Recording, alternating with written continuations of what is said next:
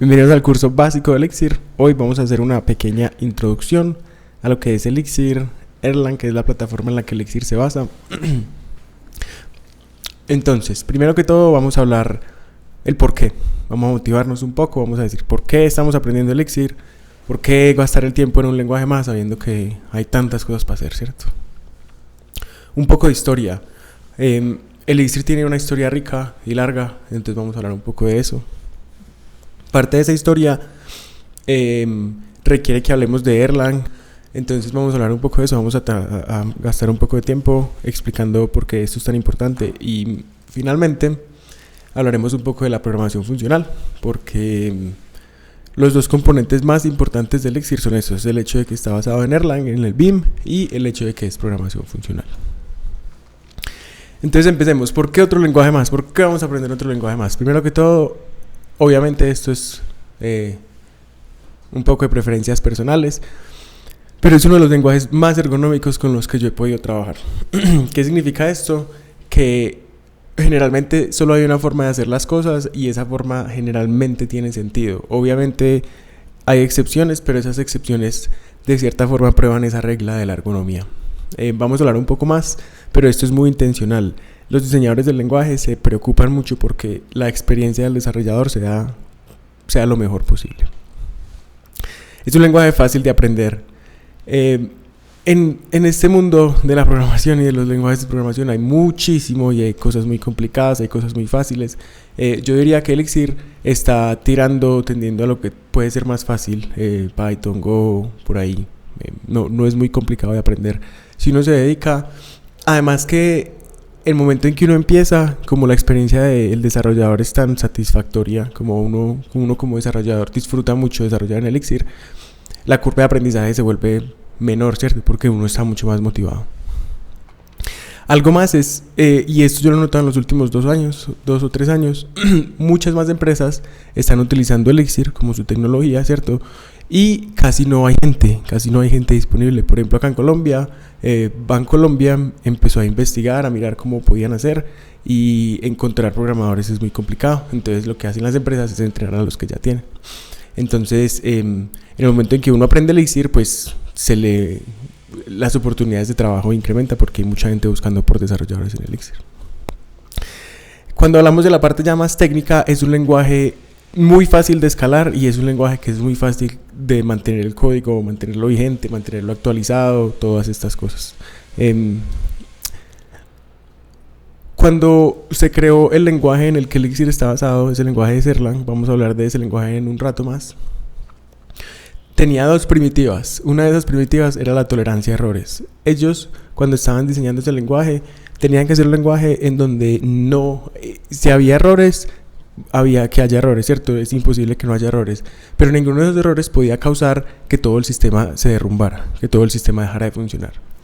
Eso hace que Elixir sea un lenguaje que los errores y la concurrencia son las 2 cosas que están al frente, siempre. Muchas otras cosas más. Vamos a hablar entonces de un poco de historia. Elixir lo creó un brasilero que se llama José Valim. José era una persona que trabajaba antes en Ruby, le gustaba mucho Ruby on Rails, toda la experiencia de usuario de ahí pues eso era lo que él estaba buscando, ¿cierto? Sin embargo, cuando empezó a desarrollar muchas cosas en Ruby, sistemas de más alta escala, sistemas distribuidos, se dio cuenta que Ruby no era un lenguaje adecuado para eso. Entonces empezó una búsqueda como con qué reemplazaba el Ruby, cuál era el lenguaje al que se iba a dedicar y con el que iba a hacer todo, ¿cierto? En su búsqueda no encontró nada existente y dijo, bueno, me va a tocar crear algo a mí. Se puso a ver qué había disponible y descubrió la máquina virtual de Erlang, el Vim. Y se dio cuenta que eso combinado con la programación funcional era lo que eso era lo que él tenía que hacer. Entonces empezó a hacerle y más o menos en el año 2011 fue el primer commit en GitHub, pero en el 2013 es donde oficialmente se lanzó pues Elixir. Sin embargo, Elixir pues estaba basado en Erlang, ¿cierto? Y Erlang es un lenguaje que tiene mucha cancha. Los primeros experimentos en Erlang fueron en 1987 en el laboratorio de Ericsson. Ericsson, la empresa como Sony Ericsson, pero en ese tiempo era solo Ericsson, se dedicaba a telefonía. Ellos creaban switches telefónicos que tenían que ser resistentes a los fallos, tenían que lidiar con cientos de miles de usuarios, más o menos 100.000, 200.000. Y cuando los científicos de Ericsson empezaron a mirar a ver cómo hacían, ¿cierto? Uno de esos científicos era Joe Armstrong. Miraron a ver, les dijeron: ustedes tienen que diseñar un sistema que no se puede ir al suelo.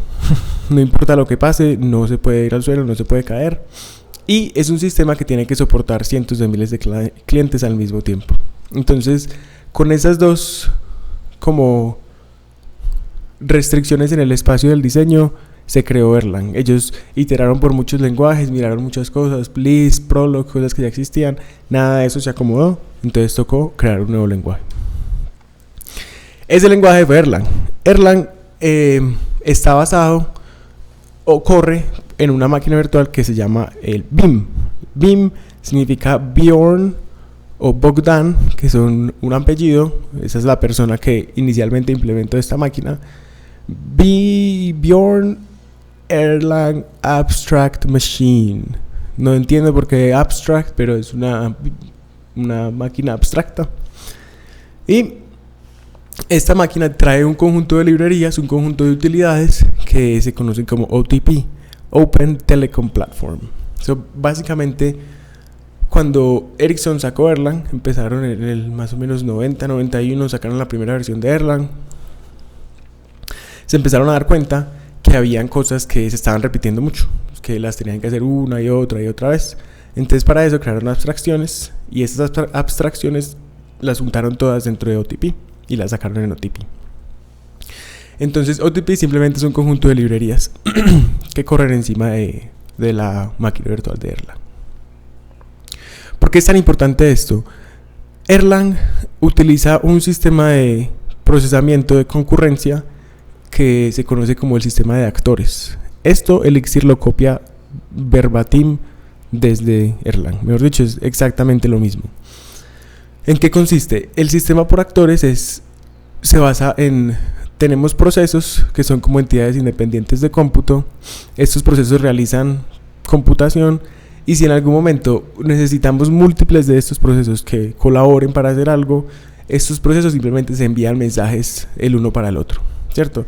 Este modelo opuesto a digamos lo que pasaba en C hace muchos años, que si necesitábamos hacer concurrencia, reservábamos un espacio de la memoria y todos los procesos disponibles interactuaban con ese espacio de memoria.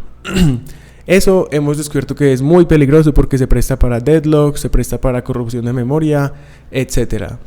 Tanto es así que lenguajes como Go, lenguajes modernos como Go, que soportarían ese tipo de concurrencia, tratan de incentivar otros tipos que no sean ese. Entonces en Go hay un mantra que dice share by communicating, don't communicate by sharing. ¿Sí? Entonces la idea es que nos mandamos mensajes y necesitamos compartir algo, pero cada una de nuestra memoria es independiente de otras memorias, ¿cierto? De los espacios de memoria. Entonces ahí vamos por Erlang. Erlang fue creado, y ya lo último de lo que queremos hablar, entonces Elixir está basado en Erlang, que es una gran parte de lo que le da todo su poder. Y la otra parte es la programación funcional. La programación funcional es como un subconjunto de... Hay dos paradigmas grandes de programación: la programación imperativa y la programación declarativa. Cuando hablamos de imperativa, es un conjunto de instrucciones que le damos al computador. Esto es como la primera forma de programación que todo el mundo aprende. Entonces vamos a hablar de un ejemplo. Tenemos una lista de elementos. ¿Cuáles elementos son mayores que 2? ¿Cómo lo haríamos en programación imperativa? Simplemente hacemos un ciclo for, iteramos sobre cada uno de los elementos y miramos si cada uno es mayor que 2 o no, y lo retornamos o no. En programación declarativa ya no le decimos al computador exactamente qué hacer, sino que le decimos lo que nosotros queremos. Entonces, en programación funcional, ¿cómo haríamos eso? Tenemos unas funciones que actúan sobre listas.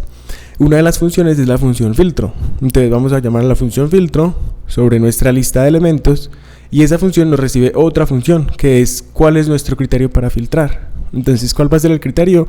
Pásenme todos los elementos que sean mayores que 2. Y simplemente llamando esa función, ya el lenguaje de programación nos va a retornar los elementos que sean mayor que 2. Entonces ahí se puede ver que la programación declarativa es un poco más expresiva, o sea, expresa más la intención de lo que quiere que se haga. En vez de dar instrucciones al pie de la letra de cómo hacer cosas, se expresa cuáles son los resultados que se quieren obtener. Otro componente muy importante de la programación funcional son las estructuras de datos inmutables. En C, en Java, en Go, una lista, un arreglo, siempre vamos a poder cambiar un elemento en cualquier posición de ese arreglo. Va a ser muy fácil. Hacer eso en Elixir es imposible, no se puede, porque cada vez que nosotros operamos con una estructura de datos, o en un lenguaje funcional, no solo en Elixir, cada vez que operamos con una estructura de datos, si la queremos modificar, tenemos que crear una estructura de datos completamente nueva. O sea que cada vez que creemos datos en un lenguaje funcional, esos datos van a ser inmutables, esos datos nunca se van a poder cambiar. ¿Cómo operamos y cómo hacemos cosas en nuestro lenguaje? Pues tenemos que coger esos datos que ya tenemos, transformarlos y crear un conjunto de datos nuevos.